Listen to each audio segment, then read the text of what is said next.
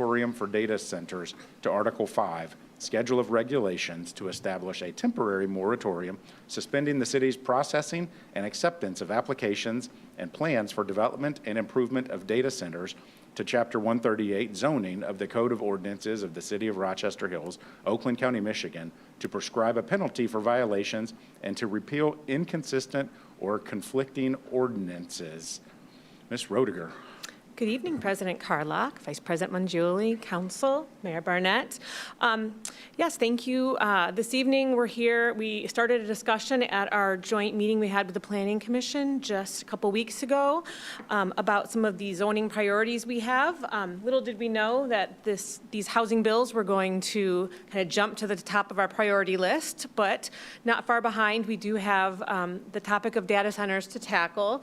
And so we did propose establishing a 180-day, 6-month moratorium to allow staff time to evaluate, what the best practices are in other communities.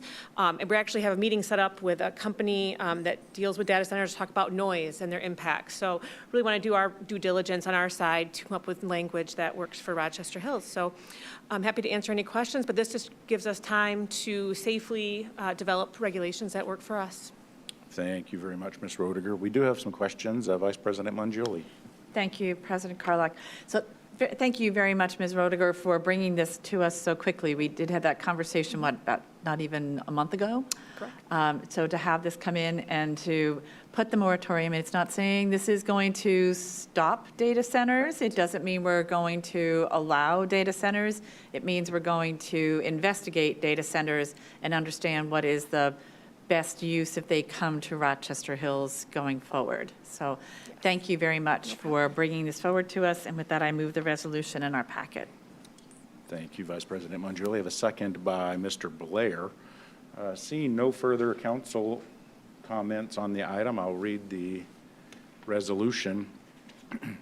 Resolved that the Rochester Hills City Council hereby accepts for first reading an ordinance to amend Section 138-13.101 to add a definition of data centers to Article 13 definitions to Chapter 138 zoning and to add Chapter 3 temporary moratorium, Section 138-5-.301 temporary moratorium for data centers to Article 5 Schedule of Regulations to establish a temporary moratorium suspending the city's processing and acceptance of applications and plans for development and improvement of data centers to Chapter 138 zoning of the Code of Ordinances of the City of Rochester Hills, Oakland County, Michigan, to prescribe a penalty for violations and to repeal inconsistent or conflicting ordinances.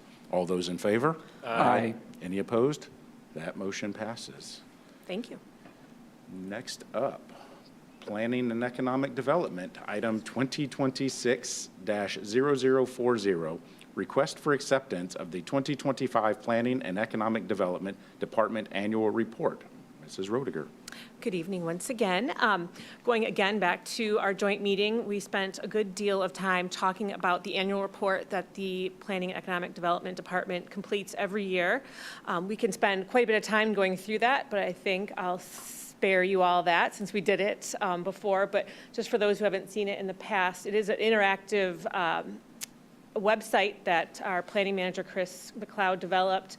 Very interactive, very graphically oriented. We did create a PDF kind of Cliff Notes summary version of it that I passed out just at the beginning of the evening. But this really, our department has consistently gone above and beyond what's required by us through state law to document kind of the development activities of the community. So we just want to present it to you, and I'm happy to answer any questions that you may have, but just know that this is always up on our website. I said there's a bunch of interactivity built in, so feel free to direct residents or people who have questions about what goes on here. It should all be up there in true transparency. Perfect. Thank you very much, Ms. Roediger. It's excellent.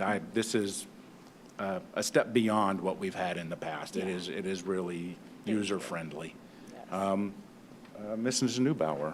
Thank you, President Carlock. I just wanted to say that you and Mr. McLeod and the entire department are just out of this world, always going above and beyond, hopefully submitting this for awards pretty soon, which I'm sure you will be the recipient of. And so with that, I'd like to move the motion to accept the annual report.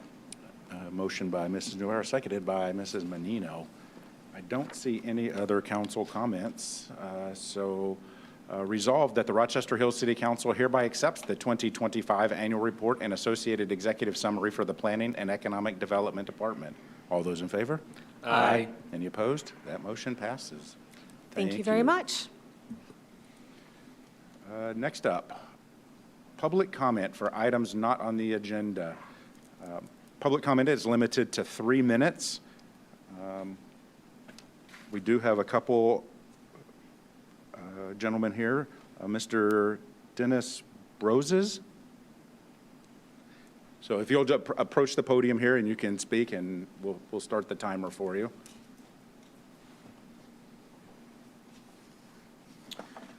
Good evening, Mr. Mayor, council members. Thanks for inviting me to be able to speak on a subject which is of importance, I think, not only for the group in which I'm with, which is AARP of Michigan, but also for the city of Rochester Hills.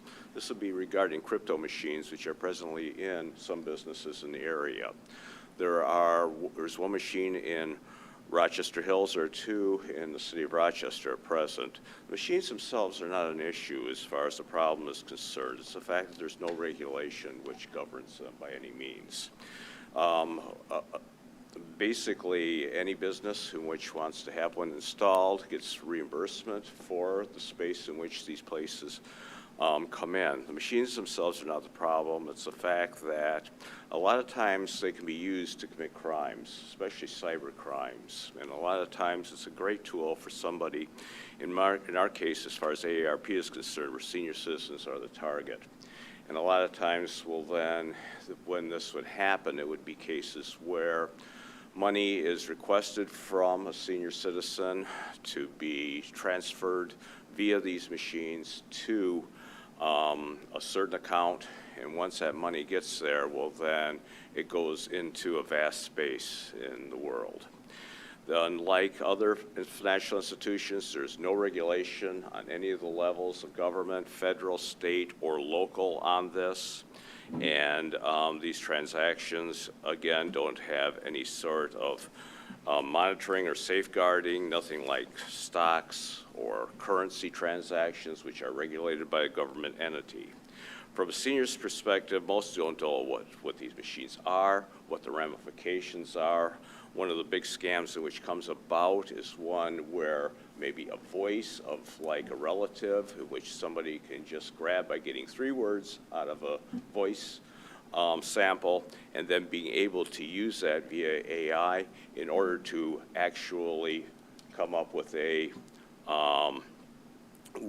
whole presentation. Person gets it, they're under duress, they follow the directive of the scammer, and then what happens is the money's unrecoverable. This can be addressed on a local level by coming up with a legal document, which we have samples of, which a couple of other cities in Michigan have already implemented.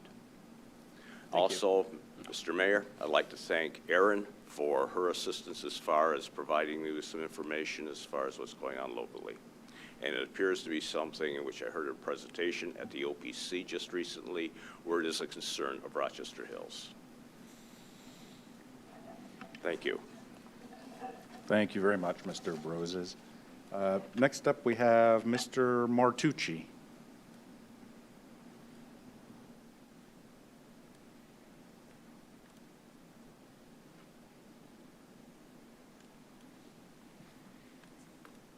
Good evening, Mayor Barnett and council members. I just want to piggyback on some of the comments that Dennis just made. And my name's Joe Martucci. I'm a volunteer, like Dennis is, with AARP and also a resident of Rochester Hills. Here tonight to talk about a problem that's growing fast in the state and one that's putting people, especially older adults, at serious risk. Today, there are more than 30,000 crypto kiosks or crypto ATMs across the country. You can find them at gas stations, convenience stores, supermarkets, other locations where you'd expect to find a traditional ATM. Unfortunately, cryptocurrency kiosk fraud is also skyrocketing. According to the FBI, this is just in 2024 alone, Michiganders lost more than $125 million through crypto fraud. That's a lot of money, $125 million. While this issue impacts people of all ages, 85% of losses throughout the country were experienced by adults who are age 60 or older. Here's how the scam works. A criminal convinces someone that they need to act immediately. There's always an urgency about it. Maybe they have to pay an unpaid tax, settle a bill, resolve some legal issue maybe involving a family member.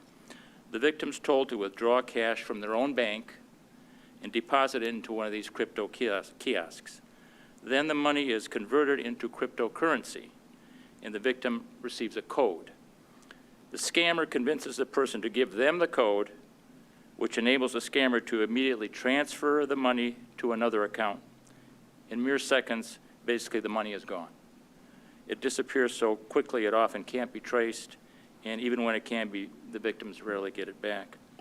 Here's just one example of a retired teacher in Traverse City who unfortunately deposited more than $48,000 of her retirement savings into a crypto kiosk after being contacted by someone who falsely claimed to be from the PayPal fraud department, and her money was never recovered. So that's $48,000 in retirement savings, gone, vanished.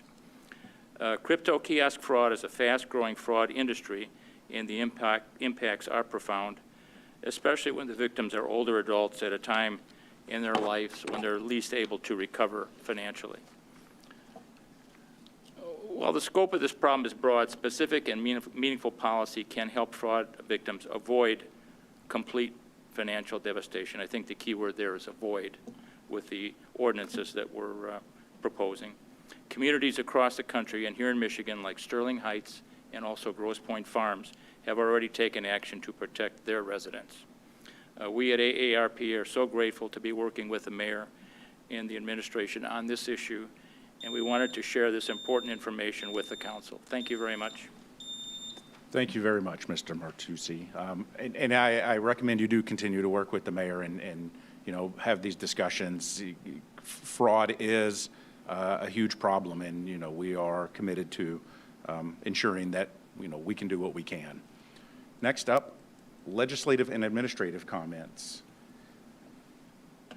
I have nobody? Mr. Mayor.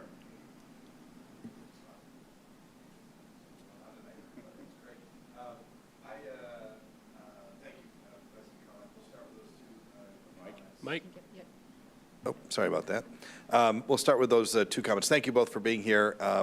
And I tried to text Mr. Tisdale to wait so that Cassie from ARP could chat with him, because certainly this is probably something that's going to require a statewide response at some point.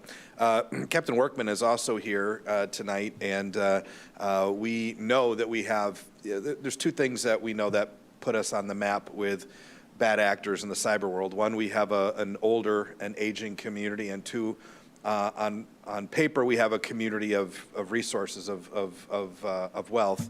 And so we end up, unfortunately, at the wrong end of a lot of scams. Sometimes it's people coming door to door. Sometimes it's cyber activity.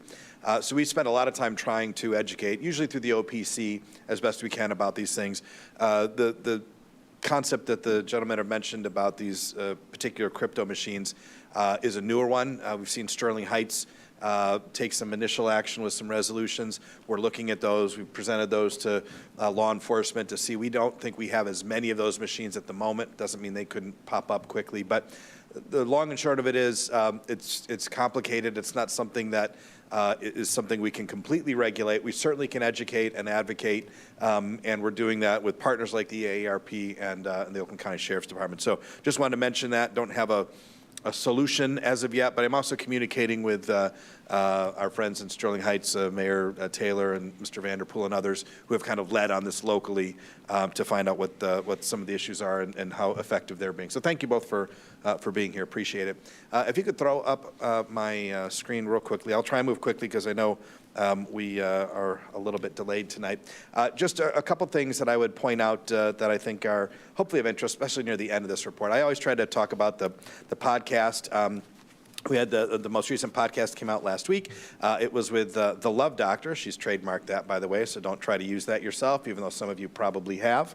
I won't make eye contact. But it was great. She's a professor at Oakland University, and we talked about all sorts of things love-related in this month of love. Really interesting. I know all of the council are experts, but if you aren't and want to get some great tips, it was a great listen. We certainly appreciate hearing from the Love Doctor on all things relationships. Speaking of relationships, last week we signed the contract with one of our union groups, 1917. We're grateful for their leadership and another 3-year contract. Thank Brooke and her team and Jeff Fox and his leadership. We appreciate the great work that 1917 does and the partnership with the city, and we've locked him in for another 3 years and appreciate that. I want to thank Councilmember Neubauer for attending one of our ribbon cuttings recently. This was at Cascara, a coffee shop that obviously in partnership, oh, Mr. Scalzi's there as well. I just noticed that. Yeah, kind of there behind Ron. But obviously appreciate our new businesses. Later on this week, we have the Community Outlook Breakfast sponsored by the Chamber. We had 2 new businesses a week move into the city of Rochester Hills in 2025. Sometimes people don't realize that. They only see maybe the businesses, the big ones. But the Chamber works really hard, does a great job. We try to always recognize them. We appreciate them choosing Rochester Hills as a place to do business, and appreciate the council members who go and show their support. Grateful for this group. This is a meeting last week of the Rochester Hills Leadership Group. This is a program that Nathan runs that takes self-selected folks in our different parts of the silos of the organization and puts them together in a 1 day a month program where they learn from different people, both in healthcare and law enforcement, different departments in the city, but really get these are kind of like the next generation of leaders that are kind of coming up. And so we're one of the only organizations that does several levels of this kind of training, but great folks that kind of go above and beyond in their normal job responsibilities to find out how they can learn more about our community. And I always like to recognize them because they're really doing some great things.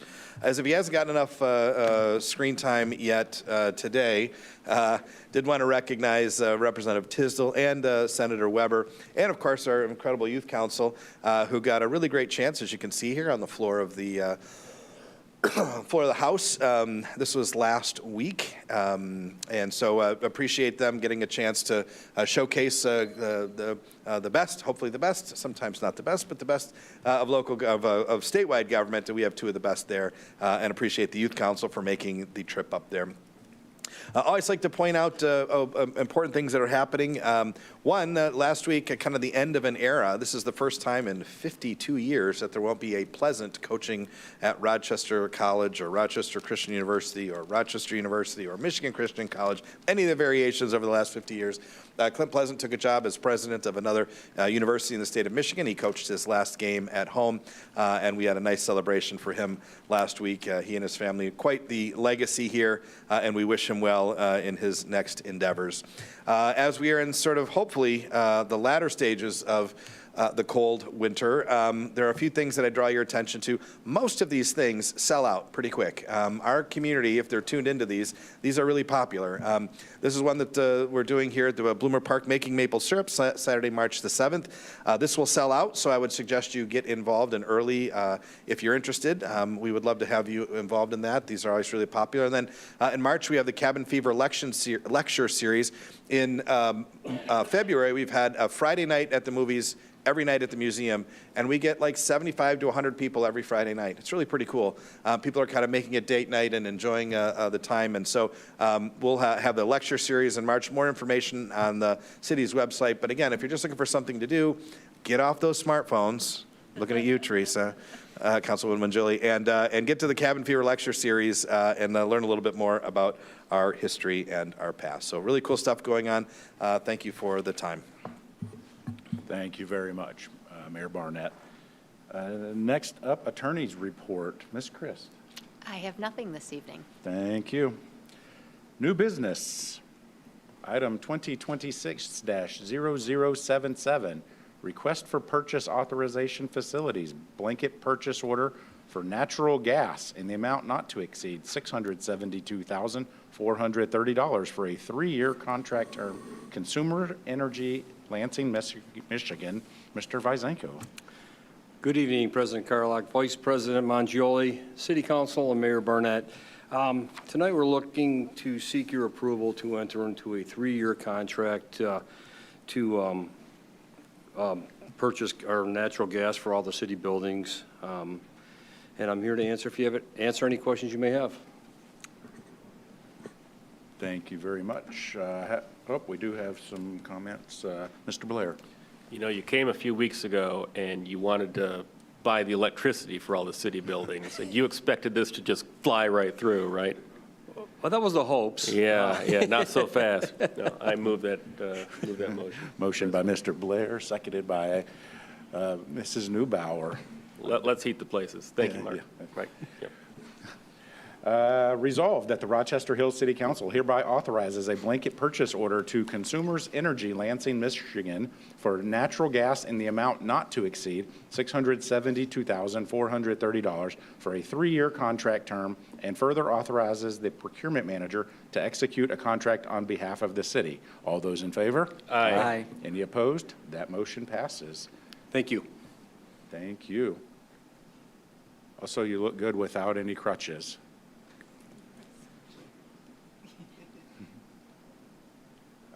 Item 2026-0069, request for acceptance of the mutual aid agreement between the City of Rochester Hills and the Southeastern Oakland County Public Works Association, SOCPWA. Ms. Ballant.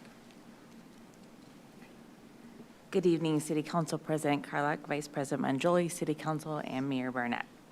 The Department of Public Services is proposing a 5-year mutual aid agreement with the Southeastern Oakland County Public Works Association to facilitate the sharing of personnel and equipment during emergencies.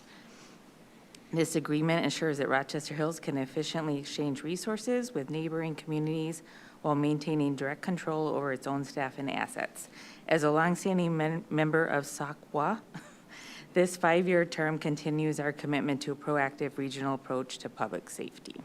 So at this time, I'd be happy to answer any questions you have.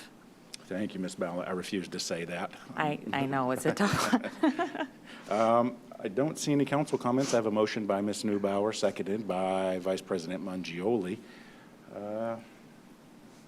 Resolved that the Rochester Hills City Council hereby accepts the mutual aid agreement between the City of Rochester Hills and the Southeastern Oakland County Public Works Association, SOCPWA, and authorizes the mayor to execute the agreement on behalf of the city. All those in favor? Aye. Any opposed? That motion passes. Thank you.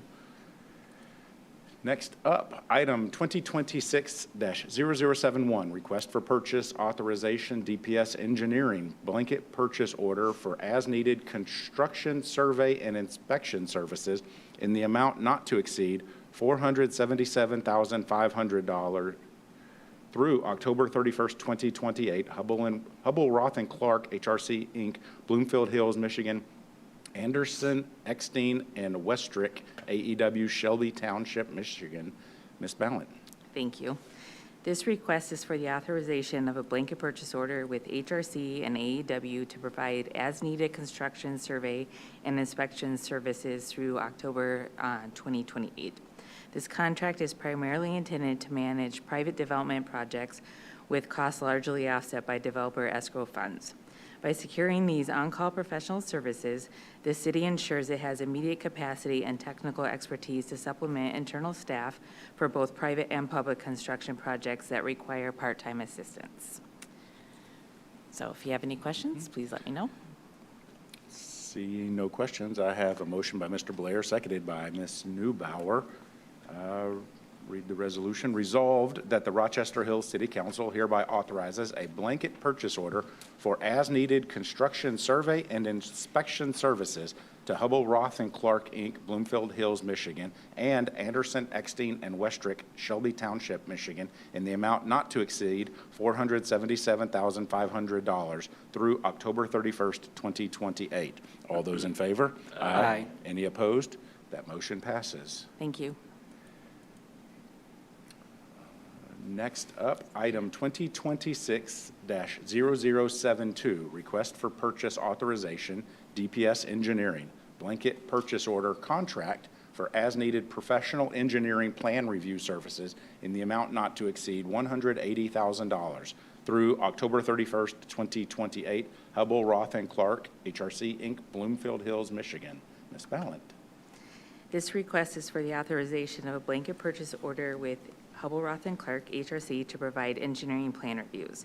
This contract allows the city to use HRC for technical reviews of complex private development projects like retaining wall design and water system modeling. It provides us with specialized expertise on an as-needed basis, with many of the fees being reimbursed by the developers through the escrow accounts like the previous. This is mostly related to private development plan reviews. So if you have any questions, please let me know. Seeing no council comments or questions, I have a motion by Ms. Neubauer, seconded by Vice President Mangioli.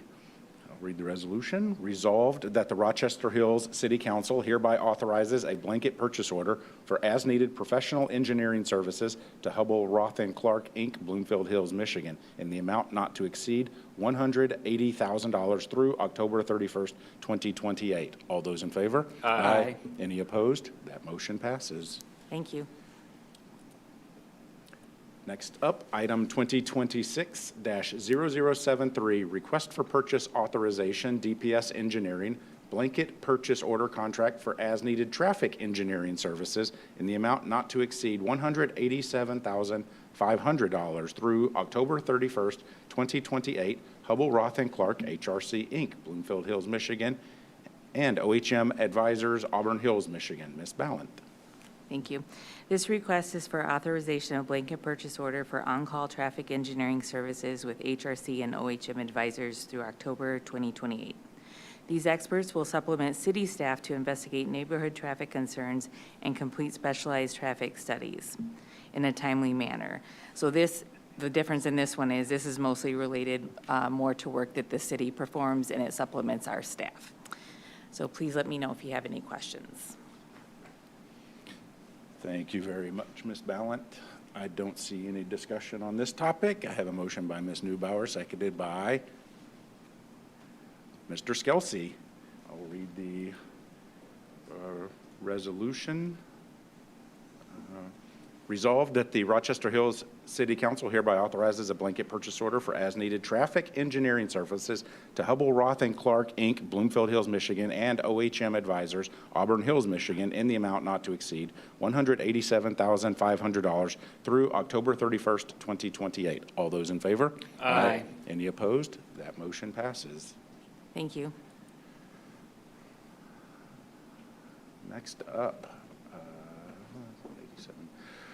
2026-0074, request for purchase authorization, DPS Engineering, blanket purchase order contract for preliminary engineering services for SEMCOG Safe Streets Now grant for the John R. Hawk signal installation in the amount not to exceed $92,700, Hubble, Roth & Clark, HRC, Inc., Bloomfield Hills, Michigan. Ms. Mallett. This request is to authorize a contract with HRC for preliminary design of 3 new high-intensity activated crosswalk, that's a Hawk signal, pedestrian signals on John R. So this is directly related to the check that we received earlier this evening, and this is the design of the installation of the 3 Hawk signals. This project is largely funded by a federal Safe Streets Now grant previously presented by SEMCOG and aims to improve safety for residents crossing Borden Park at Holy Family School and Thelma Spencer Park. While the design phase will begin this year, construction is scheduled for 2027 to align with the grant's timeline. Please let me know if you have any questions. Got some questions for you this time. No way. Mr. Lindberg. No questions, but first, I'll thank you very much, President Carlock. Actually, no questions. Just want to comment. This is within the district that I represent, District 4, and I travel along John R. multiple times every single day. And I love the idea of these crosswalks being put in at key locations where people will want to cross to reach the parks and whatnot. So fantastic. Thank you very much. And that being said, I motion to approve. Thank you. Got a motion by Mr. Lindberg, seconded by Mr. Blair. Seeing no further comments or questions, I'll read the resolution. Resolved that the Rochester Hills City Council hereby authorizes a blanket purchase order contract for preliminary engineering services for SIMCOG's Safe Streets Now grant for the John R. Hawk signal installation to Hubble, Roth, and Clark, Inc., Bloomfield Hills, Michigan, in the amount not to exceed $92,700, and further authorizes the procurement manager to execute an agreement on behalf of the city. Further resolved that the city's acceptance of the proposal and approval of the award of a contract shall be contingent and conditioned upon the parties' entry into and execution of a written agreement acceptable to the city. All those in favor? Aye. Any opposed? That motion passes. Thank you very much.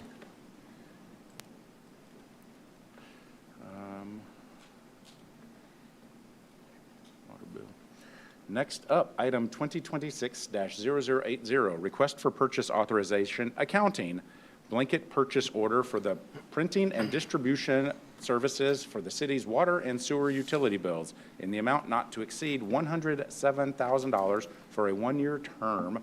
Doxum, Inc., Troy, Michigan. Mr. Snyder. All right. Well, thank you, President Carlock, Vice President Mangioli. Good evening, City Council, Mayor Barnett.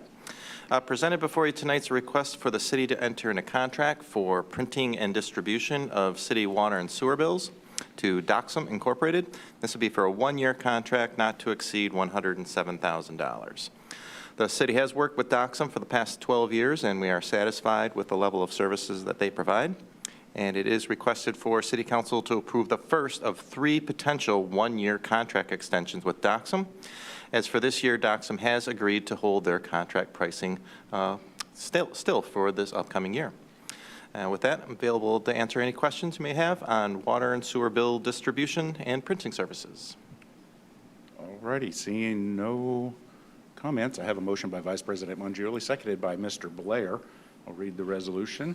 Resolved that the Rochester Hills City Council hereby authorizes a blanket purchase order for the printing and distribution services for the city's water and sewer utility bills to Doxum, Inc., Troy, Michigan, in the amount not to exceed $107,000 for a one-year term, and further authorizes the procurement manager to execute the agreement on behalf of the city. All those in favor?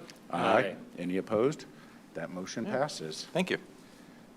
Next up, 2026-0038, request for purchase authorization citywide, blanket purchase order for citywide screen printing, embroidery, clothing, apparel in the amount of $104,580 for a 3-year contract term. Impressive promotional products, Clawson, Michigan. Mr. Snyder. Okay. Presented before you tonight, this is a request for the city to enter into a contract for citywide screen printing, embroidery, and clothing apparel to Impressive Promotional Products Incorporated for a 3-year contract not to exceed the $104,580 total. This blanket is intended to cover employee work uniforms, including T-shirts and sweatshirts per our union contracts for city staff, which conduct their operations out in the public, primarily for the Parks and Natural Resources, Cemetery, DPS staff, and fire staff, so they can be easily identified as city employees. This is especially important for those staff members where wearing a city-issued lanyard with a photo badge may hinder or may even pose a hazard to the employee. You can imagine throwing things into a chipper with a lanyard. It's not a good idea. T-shirts are also provided for certain city-sponsored events such as Oak on the Hills, Festival of the Hills, the Rise Cup, and Youth Council cultural event. And in total, this blanket purchase order is anticipated to cover around 900 city T-shirts and sweatshirts each year. So with that, I'm available to answer any questions that you may have on the 3-year citywide screen printing and clothing blanket. Thank you, Mr. Snyder. We do have some comments. Vice President Mangioli. Thank you, President Carlock.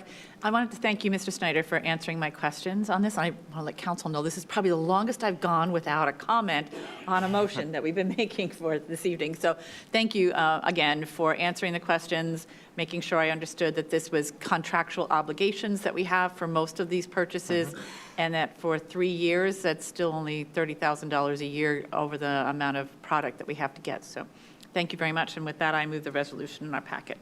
Thank you, Vice President Mangioli. I have a motion by Vice President Mangioli, seconded by Mrs. Neubauer. I don't see any further council comments or questions on this, so I'll read the resolution. Resolved that the Rochester Hills City Council hereby authorizes a blanket purchase order for citywide screen printing, embroidery, clothing, apparel in the amount of $104,580 to Impressive Promotional Products, Clawson, Michigan, for a 3-year contract term, and further authorizes the procurement manager to execute a contract on behalf of the city. Further resolved that the city's acceptance of the proposal and approval of the award of a contract shall be contingent and conditioned upon the parties' entry into and execution of a written agreement acceptable to the city. All those in favor? Aye. Any opposed? That motion passes. Thank you. Thank you. Next up, item 2026-0062, request for adoption of the Strategic Allocation for Variance in Economic Resilience SAVER Reserve Policy. Mr. Snyder. Okay, well, thank you and good evening again. Presented before you tonight for City Council consideration is a new city policy entitled the Strategic Allocation for Variance and Economic Resilience, which we'll now name the SAVER Reserve Policy. So in the current economy, the cost of concrete, steel, labor, it can fluctuate wildly between the time we plan for and budget a project, which typically happens in, well, for this year, the prior year summer, and by the time we break ground, which will be this spring. Historically, these variances have forced us to scramble for budget amendments and or to delay other projects to cover the gap if additional funds are needed. The SAVER policy, it changes that dynamic by implementing a financial shock absorber. First, I'll explain where the monies come from. This reserve is funded exclusively by the city's prior year general fund operating surplus. Due to the fact that we budget both our revenues and expenditures conservatively each year, we annually recognize a favorable budget variance at year end where revenues are higher and expenditures are lower than originally anticipated. If you call back in the 2025 fourth quarter budget amendment in December, the general fund had a $3 million favorable budget variance, which was in turn transferred over to the capital improvement fund per our city's fund balance policy. We are proposing to use a portion of last year's favorable budget variance, which is currently sitting within the capital improvement fund, to establish a committed SAVER reserve within the capital improvement fund this fiscal year with a $2.5 million cap. This ensures we are using our past efficiencies to protect our current projects rather than asking for new dollars or deferring current or future projects. Second, we'll walk through exactly how this works if a project were to come in over budget. Let's say a playground project suddenly faces a $50,000 price spike due to material inflation. The policy's process follows a strict triple gate process. First is validation by the finance department. First, the finance department will validate that the cost is a true market anomaly and not a result of administrative errors, delays, or scope creep. Then we will confirm that the SAVER reserve has the funds available. And finally and crucially, we apply a means test. So what this means is if a specific fund, like the major road funds or the fleet fund, which are already well funded and have their own reserves, they must use their own funding first. The SAVER reserve is strictly a payor or last resort for funds that truly need the financial help. The second step is this moves on to the executive review. The mayor will then review the request and, if deemed necessary, will authorize it to proceed to the city council level for final and ultimate approval. And third and finally, this comes to before the city council. And this policy requires that city council approval is actually to appropriate and uncommit the committed SAVER reserve funds. And this is consistent with our current operating processes. However, what is different is that you will see an authorization in the form of a budget amendment to move the money from the committed SAVER reserve within the capital improvement fund to the actual project.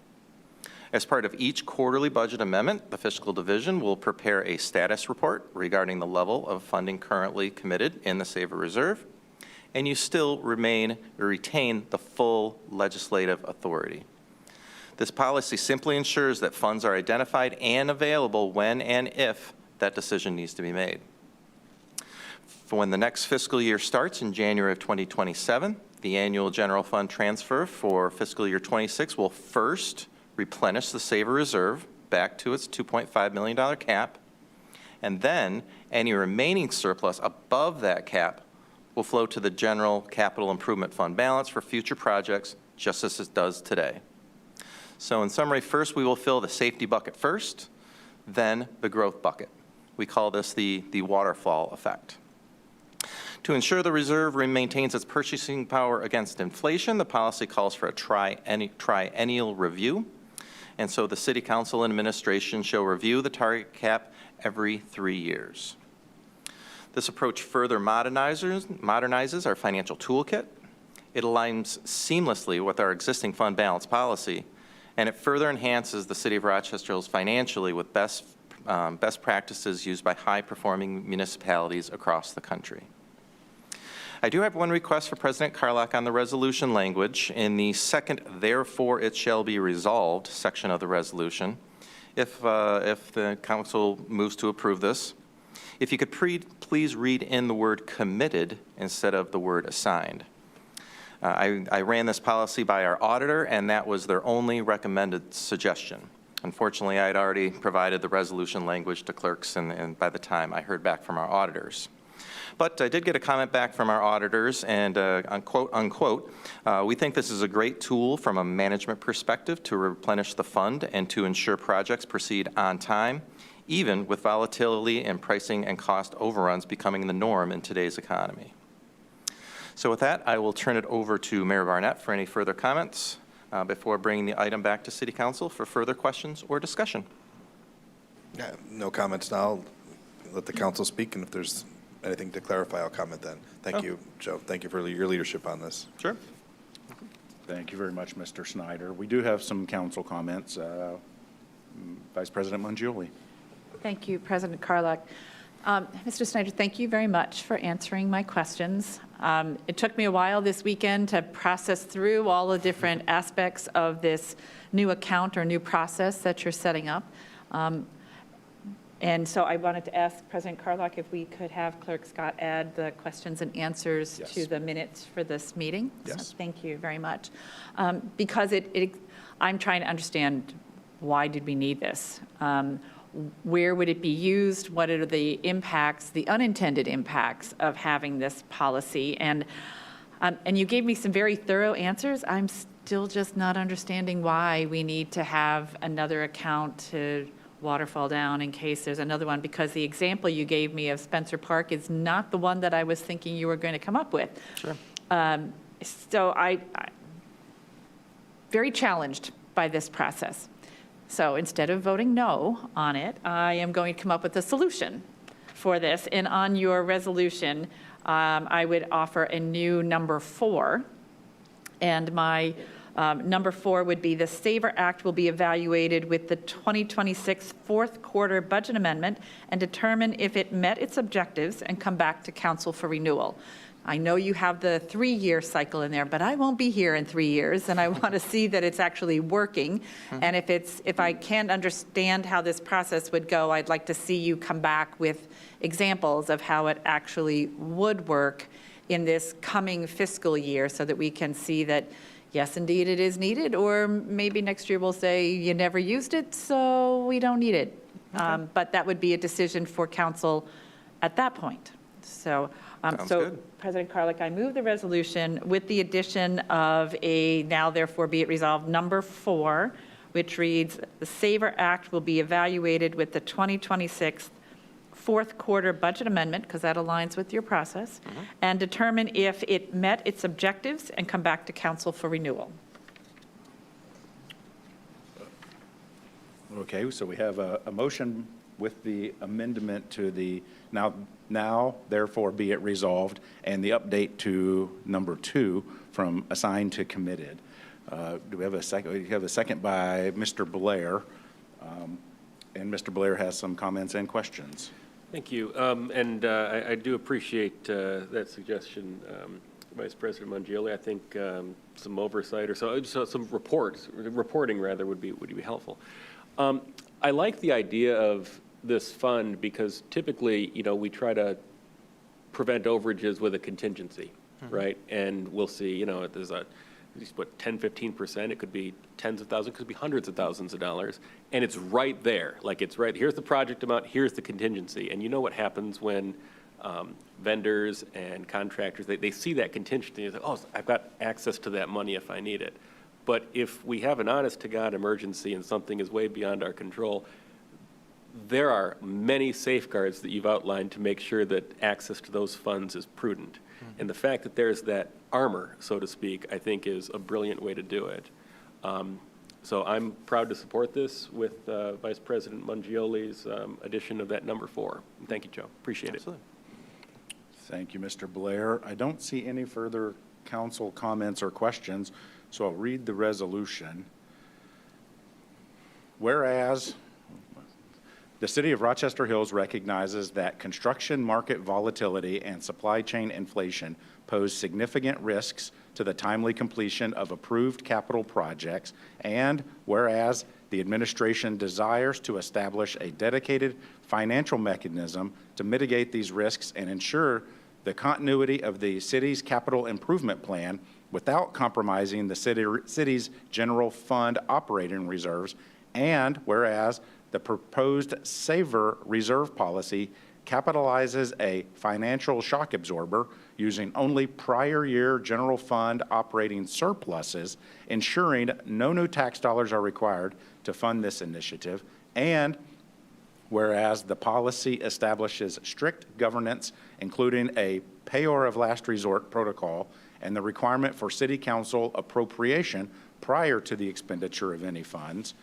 Now, therefore, be it resolved, 1, the strategic allocation for variance and economic resilience saver reserve policy attached hereto as Exhibit A is hereby adopted. 2, the Chief Financial Officer is authorized to establish the saver reserve as a committed fund balance classification within the Capital Improvement Fund with an initial target cap of $2.5 million. 3, administration is authorized to implement the funding and usage procedures as defined within the policy, subject to the continued legislative oversight of the City Council for all future appropriations. And 4, the SAVER Act will be evaluated with the 2026 fourth quarter budget amendment and determine if it's met its objectives and come back to council for renewal. All those in favor? Aye. Any opposed? That motion passes. Thank you very much. We do have some further comments from Ms. Menino. Yes, thank you, President Carlock. And just to clarify, Mr. Snyder, if we didn't do this, the SAVER Act, the money would be what? The surplus sits in the general fund and to be allocated to different funds as required? I'm trying to understand if we didn't do this, what is the ramification? Not a ton, other than the monies would still sit in the capital improvement fund. Yes. But they would be commingled all together, basically all earmarked for future projects. What this does is it puts somewhat in a lockbox. Monies that we've saved from the prior year that will be able to, or will be the first line of defense against an inflationary impact for current year projects. One of the nice parts about that is if a project comes in over budget this year, there has been thought, well, what are you going to cut in the future to come up with this overage for this project today?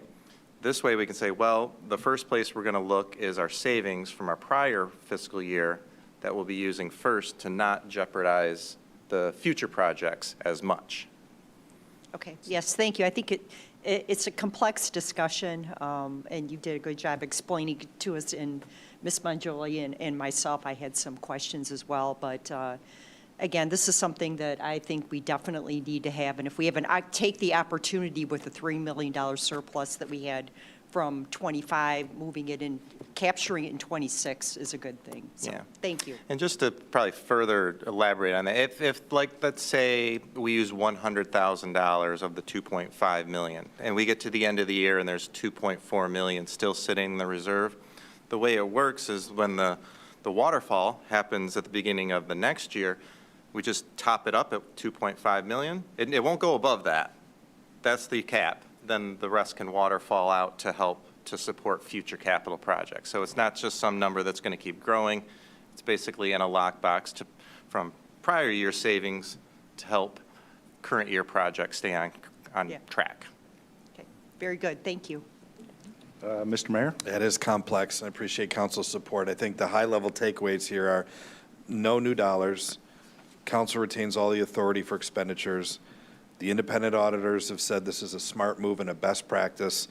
We're in a great position, one of the few communities that can actually do this. And you have a team, looking at Mr. Snyder, that has led us in an area where we are the only debt-free community in Michigan. So this continues putting more structure in a very conservative portfolio to manage the residents' money. So we appreciate the tool in the toolbox and look forward to bringing you good results of how hopefully you never have to use it. Yeah, but the intent isn't to tariffs tap are it too anywhere much. between 0 and 1,000 depending on the day. So, these are the kinds of things in this sort of market environment that you don't want to go, now the piece of road guardrail is 60% higher because of something we couldn't have never anticipated. Do we hold off on this project? Do we have to hold off contractors while we get to a council meeting to get, So this is a really smart tool to be able to use that doesn't impact anything, doesn't take an ounce of power away from council, doesn't add a dollar to the budget of new dollars. This is a pretty conservative way to manage money. So thanks, Mr. Snyder. Thank you, Mr. Mayor. Thank you, Mr. Snyder. Next up, item 2026-0081, proposed resolution to establish the City Council Policy and Procedure Technical Review Committee. Ms. Neubauer. Thank you, President Carlock. At the February 9th, 2026 regular council meeting, I requested that council establish a technical review committee to evaluate, review, and make recommendations for any amendments, additions, or deletions to the city council rules of procedure and council policies. To maintain a high standard of governance, it's essential that council establishes a formal process to periodically conduct a review of these important documents that govern this body. I've included a proposed resolution for council's consideration that defines the committee's purpose, membership, and reporting structure. And just for further clarity, other commissions, even including Planning Commission, regularly looks, I think, almost once a year and reviews their policies to see what's appropriate, not appropriate, and what needs to be changed. Thank you, Ms. Neubauer. I think that this is a good idea, something that, doesn't take place as regularly as it should. So reviewing these documents to ensure that they're staying up to date with current activities that are taking place. So I have a motion by Ms. Neubauer. Yeah. By Ms. Neubauer, seconded by Mr. Limburg. I'll read the resolution. In accordance with Article 7, Section 2 of the Rochester Hills City Council Rules of Procedure, the Rochester Hills City Council hereby resolves to establish the Council Policy and Procedure Technical Review Committee as follows. 1, purpose and charge. A, to conduct a comprehensive biennial review of the City Council Rules of Procedure and City Council policies. B, to identify and propose amendments, additions, or deletions that align with current state law and best practices. C, to enhance the transparency, efficiency, and overall effectiveness of council proceedings and governance. 2, membership. 3 city council members are appointed to this committee: Jason Carlock, Teresa Mungioli, and Marvy Neubauer. B, 1 administrative member, Leanne Scott, city clerk. C, appointments shall be for a period of 2 years. 3, recommendations. The committee shall meet at least once every 2 years or as directed by council president, by council. B, all proposed revisions must be presented to the full city council for formal consideration and adoption. C, meetings shall be conducted in accordance with the Michigan Open Meetings Act. All those in favor? Aye. Any opposed? That motion passes. Thank you, Ms. Neubauer. Any other business? I have a motion to adjourn by Ms. Neubauer, seconded by Vice President Mungioli. All those in favor? Aye. All those opposed? That that does it. Next meeting will be a regular meeting of the Rochester Hills City Council, March 9th, 2026, 7 p.m., right here in City Hall Auditorium. Thank you.